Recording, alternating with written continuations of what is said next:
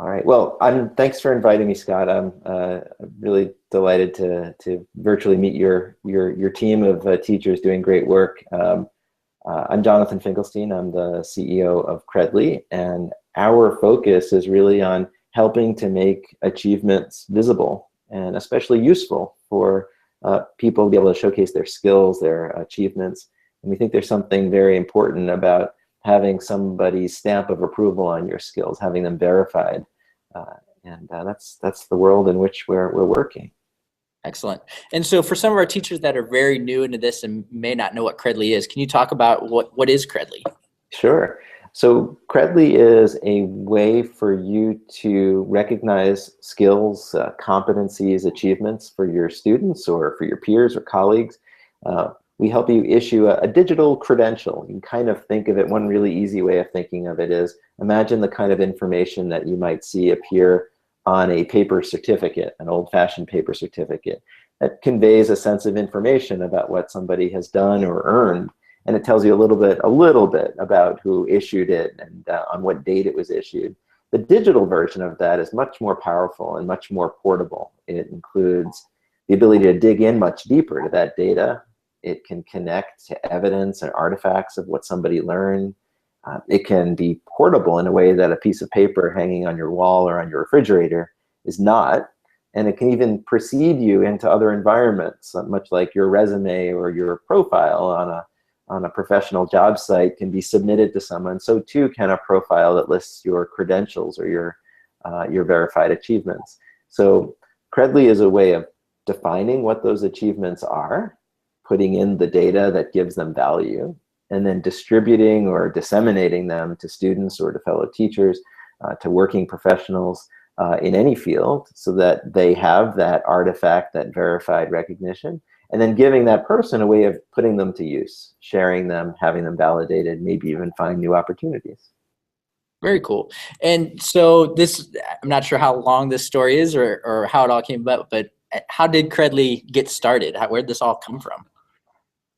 Well, I guess you could ultimately trace it back to my days in the crib, but no, I won't go that far back. But I am the son of two New York City public school teachers, and was always steeped in the culture of what it meant to assess learning, both from the angle of being a student like everybody else, but also watching my parents grade papers and come up with assignments and ways of not only encouraging and engaging learners, but knowing how to properly recognize them when they met those goals. So something that's been close to me for a long time. But more recently, and in recent years, a lot of our work, the Credly team's work in past years, has been about helping foster really engaging learning experiences. We helped groups like the Smithsonian bring their experts and their scientists online to reach teachers and their students in classrooms in a very interactive way.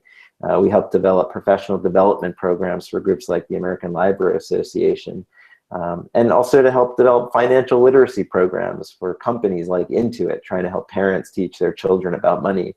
And in all of these kinds of learning, people would say to us, well, this is among the most authentic learning experience I've ever had. In fact, I've learned more in these kinds of programs that you've helped create than I do sometimes in the things that do wind up on a transcript or on a report card. How do we give people credit for all this amazing learning? And of course, it wasn't just about the things we were fostering. I mean, if you think about your own work, Scott, and I'm sure as listeners think about what they know, very little of it is on a transcript. Very little of it is on a degree or a certificate. In fact, most of what we know, we learn just by living our lives and being good at what we do and getting better at what we do. And rarely, a very small percentage of that ever gets recorded, which sometimes means as we enter a new setting, as we apply for new jobs or just join new teams of colleagues, we're often in a position where we can be overlooked for what we can bring to each new situation. Wouldn't it be nice if your reputation and all of the work that went into assessing and validating how good you are at what you do and the progress you've made traveled with you, and you didn't have to reintroduce yourself and reprove yourself every time you walk into a different setting or a new room? And so we were really, this is something that resonated with all of us, and we wanted to find a way to address this. Very cool.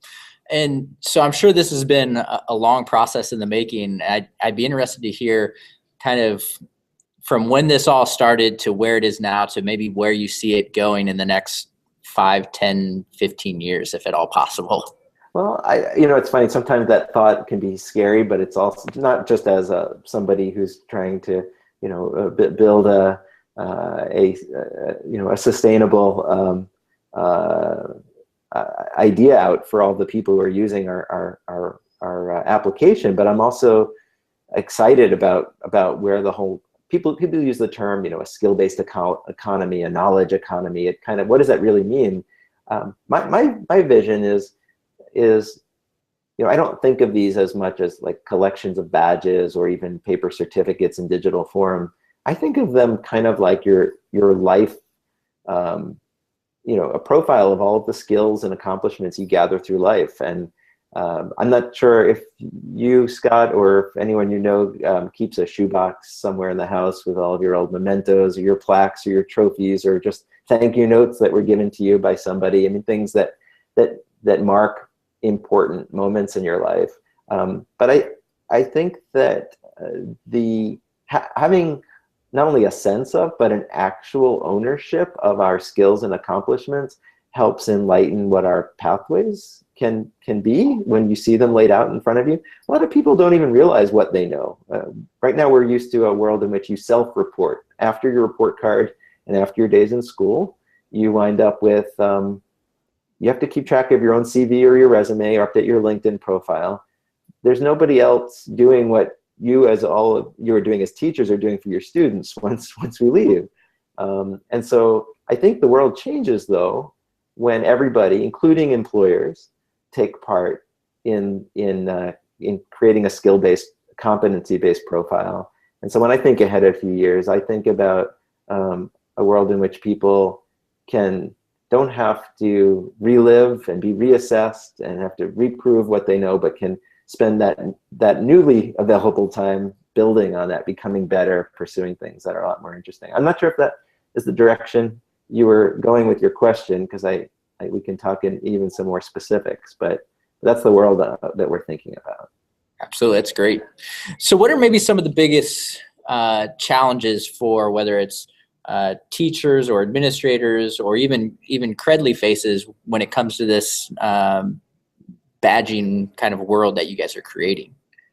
I think the biggest challenge might be one of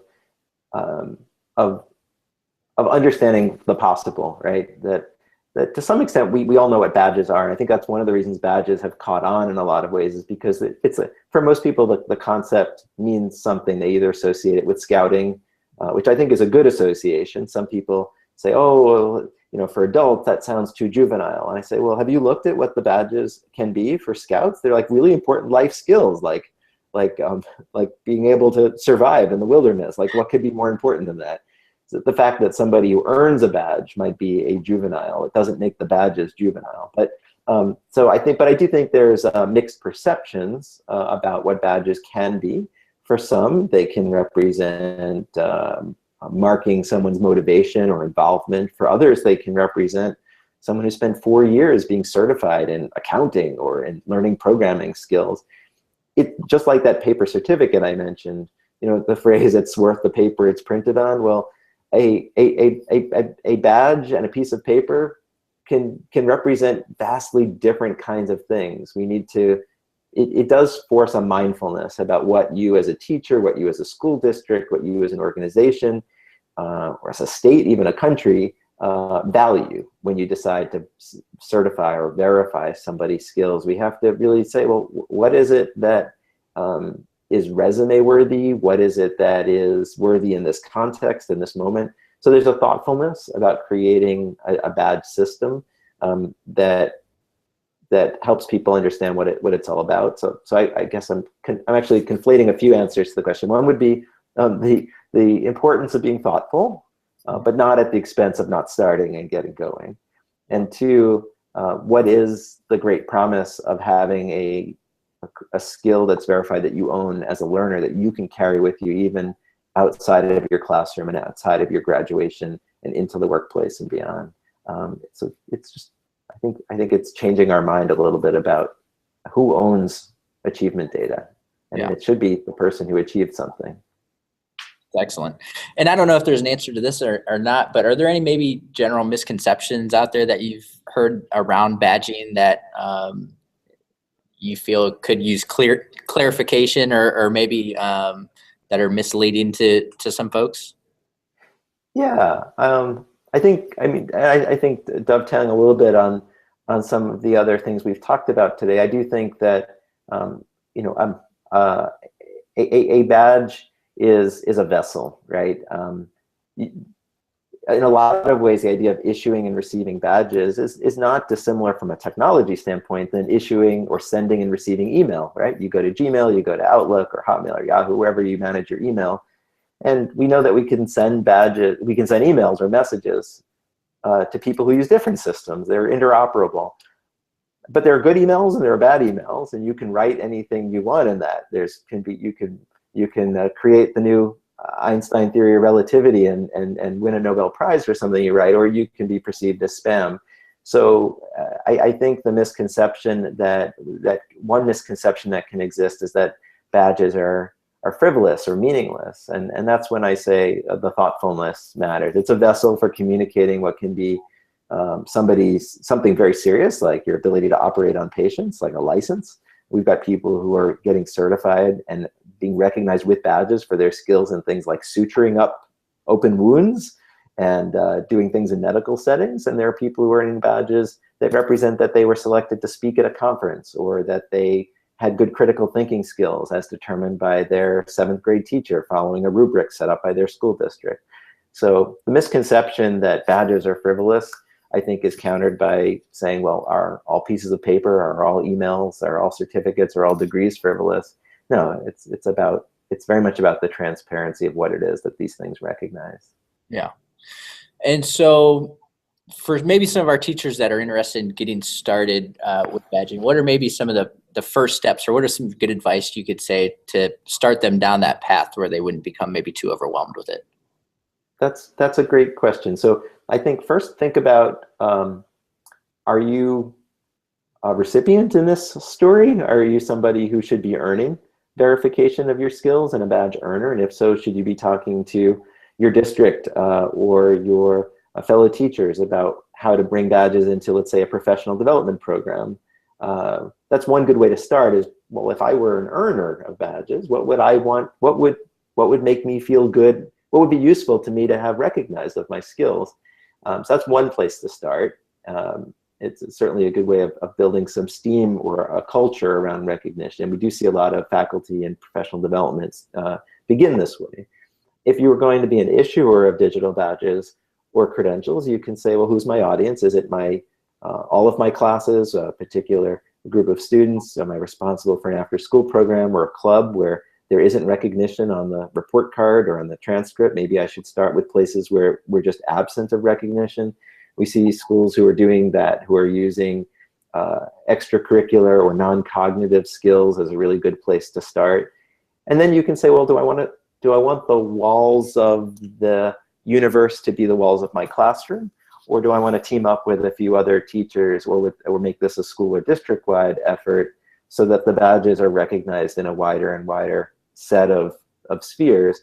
Maybe there are parents or organizations that partner with the school that could begin to offer benefits to people who have earned badges. We're working with a group in Colorado right now that's working with local businesses who will offer internship interviews to students who come bearing badges. That's the direction it's going, so that it actually has some currency, some value. That can take some legwork to build to that, but you could build value even in your own classroom. You can say that that these milestones are important enough that if you earn them, you actually don't need to come to class next Friday. Or next Friday we're talking about a bunch of skills you've proven you have. I don't need to make you come for that. You can go learn something else that day. Maybe you're offering. My 5th grade teacher used to say the reward for good work is more work. Right. So maybe badges are used as a way of saying, okay, well, you've leveled up. Now we're going to give you access to a new set of skills. So sorry, it's a rather long answer to your question about how do you simply get started. But I think look about, what's your universe? What are you in a unique position to assess? And how can you gradually build added value for those badges or credentials so that the student whoever's earning it starts to say, hey, wait, a lot of people are going to know what this means. That has value. Do you have any, I'm going to put you on the spot a little bit, but do you have a story that may stick out in your mind over the last couple of years that you've heard of, maybe a success story that you'd love to share around badging and what Credly has maybe had an impact on? Sure. It's the fun part of what I do is seeing so many different walls kind of falling down between settings that used to be like very isolated. I think some of the things I'm most excited about, I'll start with one that's all the way on the kind of professional side of the spectrum, and then maybe we can talk about one in a like a K-12 setting. I think one of the things that I'm really excited about is, imagine this, a lot of the audience of people who are participating here today may have advanced degrees in teaching, such as a master's degree, and others may not. There are a lot of people who are working today who know a lot more than the paper certificate on their wall actually gives them credit for, whether you have a master's degree or not. Working with a group in Australia right now that says, there's a whole bunch of people who just can't get past their current job because they know everything they need to know, but they learned it on the job and it wasn't on, they don't have that degree. And so Deakin University started this concept where you can just go to their website at Deakin Digital and you can pass an assessment in IT skills, things that relate to like leadership and problem solving and communication, the kinds of things that you normally would have gone back to school for to prove you had to earn your master's degree. Now you can just take these assessments, and when you've earned, let's say, 15 or 16 of them, you can trade them in for a master's degree. And to me, at like a fraction of the price and a fraction of the time, and clearly if you don't have the skills, then you can go take courses and there's ways to go. But why should you have to sit through learning you already know? So I think we're going to see a lot more stories about people trying to turn the credit for what they know into achievements that the world already recognizes, so people can not get stuck in places. Another example of some really interesting work is work that we've seen at the New York City Department of Education, where students who are in middle school need to apply for high school, and in New York you have a range of high schools you need to apply for, and they have different specialties. And most students don't even know where to begin, because choosing a specialty high school often backtracks to, well, what do I want to do with my life? That's a big question for a middle school student. And so they've created a high school bound program, which actually helps the learner think about what are their interests, what are they good at, what do they want to be good at, and then ultimately they're earning badges as they go along, and the badges that they earn essentially make them high school bound ready. And hopefully the process of doing that makes them more reflective, but it also signals that they have a level of maturity about the decision they're about to face. So I think a lot of things that relate to pathways come into play. Excellent. I appreciate that. I'm going to put you on the spot one last time, and then I'll let you off the hook, I promise.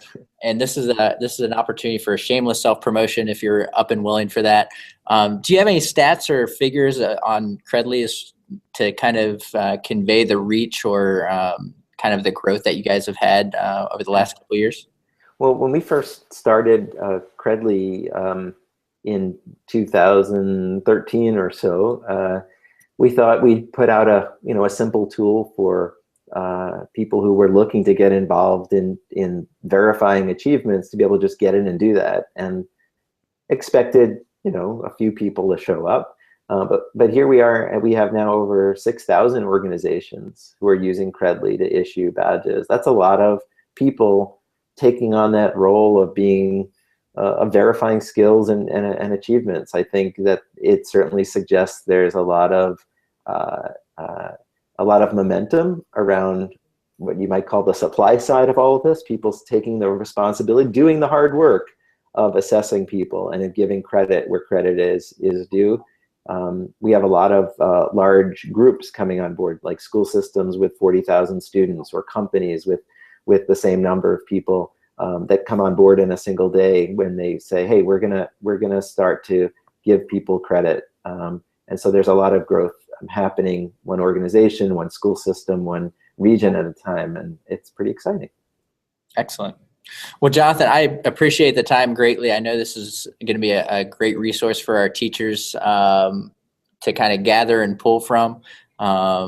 So with that, thank you again. Scott, thank you for doing this. And one more quick note, we're happy to hear from anybody. So visit us. You can always drop me a note at jonathan@credly.com. If you visit support.credly.com, you'll find a link to ask questions, and our team will be happy to help you get started. If you need more suggestions, want to know where to get going, we can point you to some places. So reach out. Excellent. Thank you, Jonathan. Have a good evening. You too. Cheers.